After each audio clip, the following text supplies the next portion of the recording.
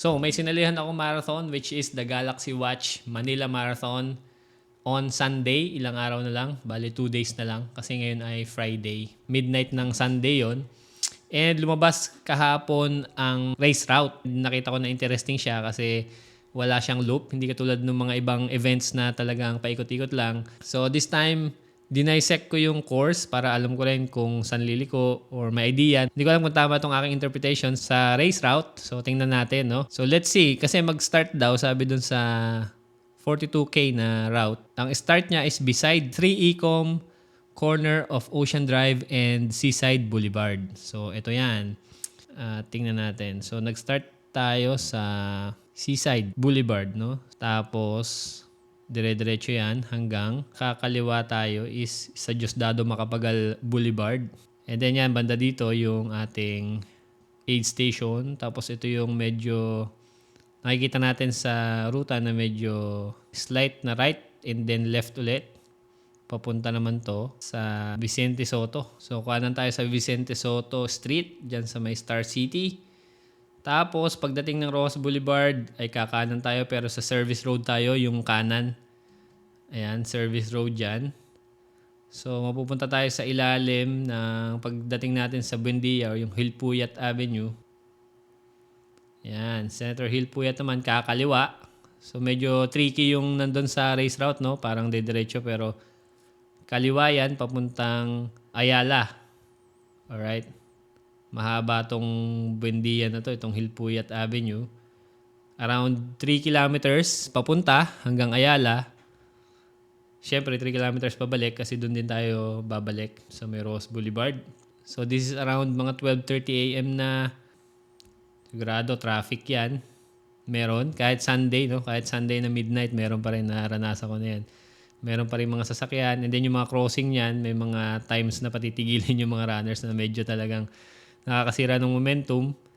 Pero wala, no choice tayo. Ito, tatawid dito under the Skyway. Tapos, dire-diretso lang siya hanggang Ayala. Pagdating sa Ayala naman, U-turn. Hindi ko lang alam kung left or right road yung sasara nila, yung gagamitin, no? We don't know that. Depende sa kanila. Most likely, itong right. And then, ayun, babalik tayo ngayon sa Ross Boulevard. Pagbalik natin sa Ross Boulevard, tatakbuhin naman natin yung kahabaan ng Ross Boulevard papuntang Asiana Drive. Alright. Yan, nandito na tayo. Kumanan tayo. Sa service road pa rin tayo. Tapos, pagdating ulit dyan sa may Vicente Soto Street, hindi na tayo doon. Pero U-turn na tayo dyan. Papunta, southbound tayo hanggang Asiana Drive. Dito may mga flyover tayong dadaanan. Kaya, ahon. Ayan, flyover yan.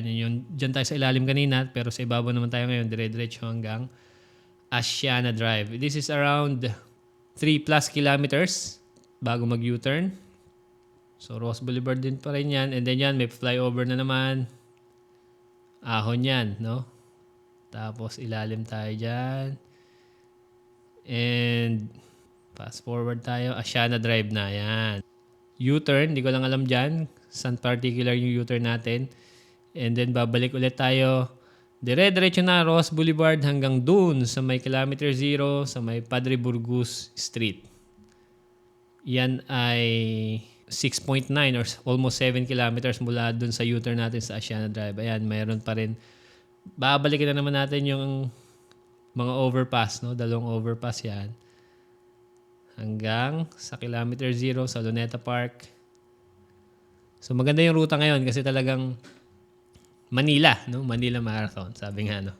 Intramuros route na yung pupuntahan natin ito. Fast forward lang, may mga aid station naman along the way.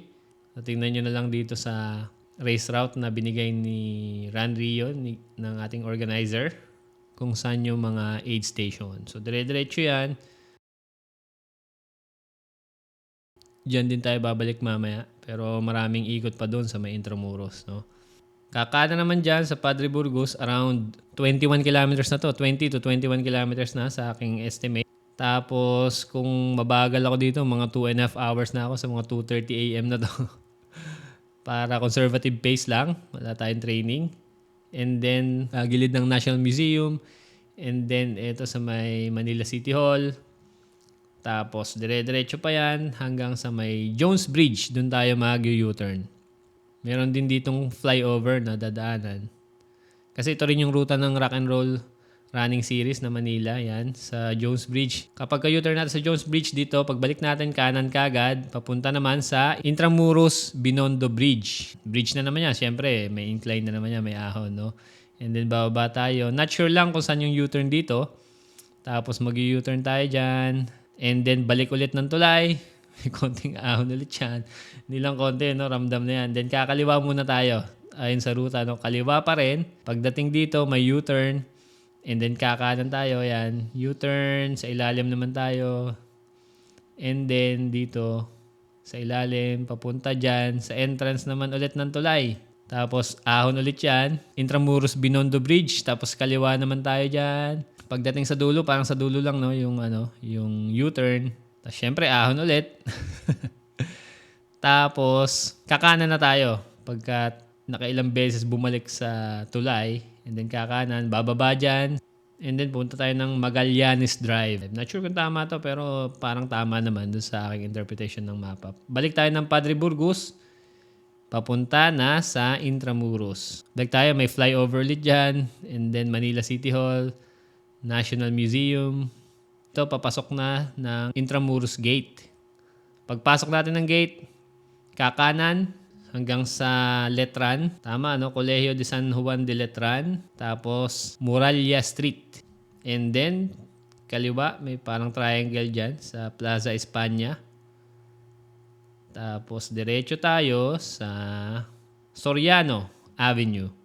Ayan, ito rin yung medyo tricky dyan. Meron pa tayo dito na right, and then ikutan natin itong parang compound na to sa may Santa Clara Street. Ayan, tas pabalik na sa may General Luna Street. Dire-diretso na to hanggang dun sa pinasukan natin na gate ng Intramuros. So, exit tayo dun. Kung saan tayo pumasok kanina, exit tayo. Yan, ito. So, kakana naman. And then, syempre, pagkanan natin, hindi pa tayo babalik agad. Ayan, kakanan pa tayo dyan. Bonifacio Drive. Ayan, kakanan pa tayo. And then, mag-U-turn sa may blue na bubong na building. Tapos, eto, balik na tayo. Dadaan ulit tayo ng kilometer 0. Pabalik na tayo sa may Mall of Asia. Dire-diretso, napakahaba. Almost 4 kilometers. I think 3 point something kilometers yan. Balik tayo sa Vicente Soto Street. Ayan, ito yung umay na pagod na rin. Kasama na natin dito yung mga 21K runners actually. Pagpasok pa lang kanina ng Intramuros, kasama na natin 21K runners. Tapos dito, mga 10K runners, makakasabay na rin natin siguro. Mga 4 to 5 hours na to. And then, kakanan. And then U-turn. Ayan.